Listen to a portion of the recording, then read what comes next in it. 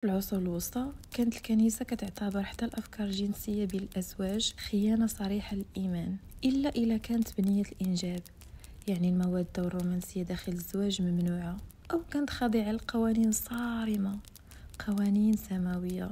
نهار تبغي تقرب لمراتك فقط لأنك كتبغيها أو لأنك حسيتي بالإنجذاب بلا ما تكون عندك نية الإنجاب، فهنا كتدخل واحد النية شيطانية اللي غتخلي لكم النحس في هذيك الغولاسيون، انه كتعتبر بحال انت خنتي الله وخنتي الايمان ديالك. ما كانش العصور الوسطى كما كتوصفها الروايات، الحب ما كانش وردي وما كانش متاح للجميع، كان اشبه بتهمه ولا انحراف عن النظام الديني والاجتماعي. ما كانش مجرد مشاعر بين شخصين، ولكن كان واحد الفعل اللي تقدر تحاسب عليه غالي.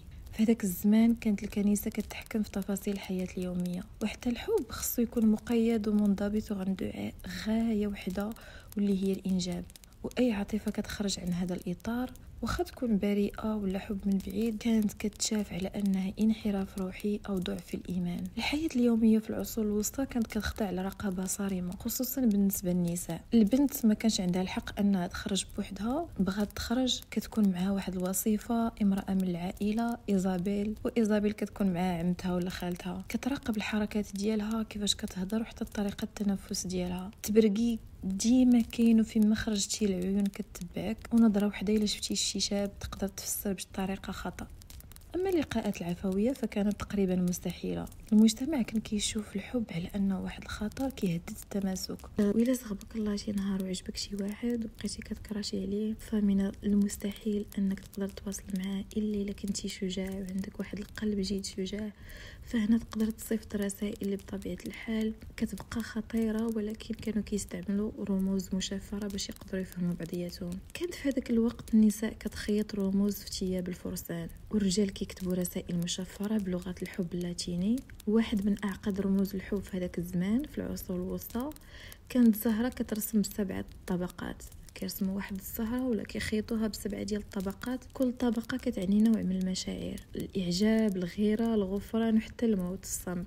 ولكن غير كلمه الا تفهمات غلط ولا شي بارفان رشيتيه في شي ورقه وتعرفتي شكون نتايا حصلتك الكنيسه، فبطبيعه الحال مشيتي فيها بمعنى الكلمه. اما بالنسبه للقاءات فكانت تقريبا شبه مستحيله، إلا في المهرجانات. كانت من اللحظات النادرة اللي كتخفف فيها القيود. في المهرجانات يقدروا يشطحوا مع بعضياتهم يغنيو، وكيكونوا واحد الاختلاط محدود بين الناس. وبالنسبة للشباب والفتيات اللي في العمر ديال الحب كتكون هذه فرصة العمر باش يتقربوا من شي واحد كيكراشيو عليه ولا يتبادلوا واحد النظرات سريعه وتقدر ما تعاودش تكرر. طبيعه الحال واخا هاد المهرجانات ديما كاينين عيون كتراقب، فاش كيرجعوا للدار كيبقاو شادين النميمه والتبرقيق وكيهضروا على شفتي فلان شاف فلانه شفتي. اما بالنسبه للزواج في العصور الوسطى ما كانش واحد القرار شخصي، كان واحد الاتفاق كيكون بين جوج عائلات، غالبا الاسباب اقتصاديه ولا سياسيه وحتى اجتماعيه.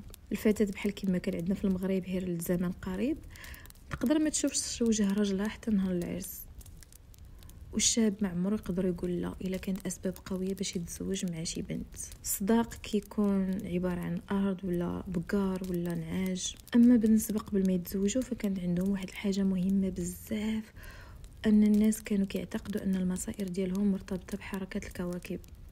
داكشي علاش قبل اي زواج كانوا كيمشيو عند الرهبان المتخصصين في علم الفلك وكيشوفوا واش البرج ديال العروس كتوافق مع ولا كيتوافق مع برج العريس، واش غيكون الحب ديالهم مبارك. الا ما كانش الكواكب موافقه على الزواج ديالهم يقدروا يلغيو العرس، لانه كان عندهم واحد الايمان قوي بهذا الشيء. واخا داكشي كامل كانوا دي كوبل اللي قد قرروا انهم يتحداو الكنيسه ويتحداو الناس كاملين ويعيشوا الحب ديالهم، واخا ان الحب كان جريمه. وهنا كانوا روايات سريه من قلب القرون الوسطى. في باريس فاش كتنبض بالحبر واللاهوت، وكان بيير أبيلار أحد أذكى رجال اللاهوت والفلسفة، كان كيلقي المحاضرات ديالو، ومن بين صفوف التلاميذ ديالو كانت لويز، شابة نبيلة ذكية شاعرة كتبحث على معرفة أعمق من مجرد الدروس. ما كانش الحب مخطط ليه، ولكن كان عاصف، تبادلوا الرسائل، النظرات والأسرار. وفي لحظة تمرد على القدر ولدوا ابن غير شرعي سموه أستريد. في الأول قرروا أنهم يخفيوا على الجميع، من بينهم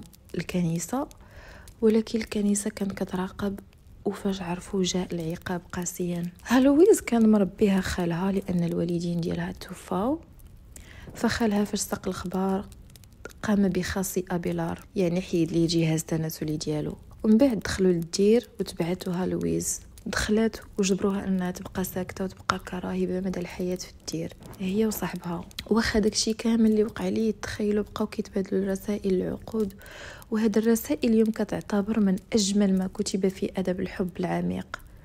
مات أبيلار سنة 1142 ميلادية وهالويز سنة 1164 ميلادية، ودفنوا بجوج في نعش واحد. وكاين الناس كيزوروهم دابا وكيحطوا الورود على القبر ديالهم. وماشي بعيد في فرنسا كانت إلونور دي أكيتين، واحد المرأة ما كيشبهها حتى شي واحد، ورثت دوقية أكيتين الغنية وتزوجت بملك فرنسا لويس السابع. ولكن الزواج ديالهم ما كانش حب، كان سياسة. سافرت معاه الحرب الصليبية وتم تسربت بعض الشائعات عليها أنها كتخونوا مع عم ملك فرنسا، وخرجت شائعات أخرى عليها أنها كتخونوا مع الفرسان ديالها.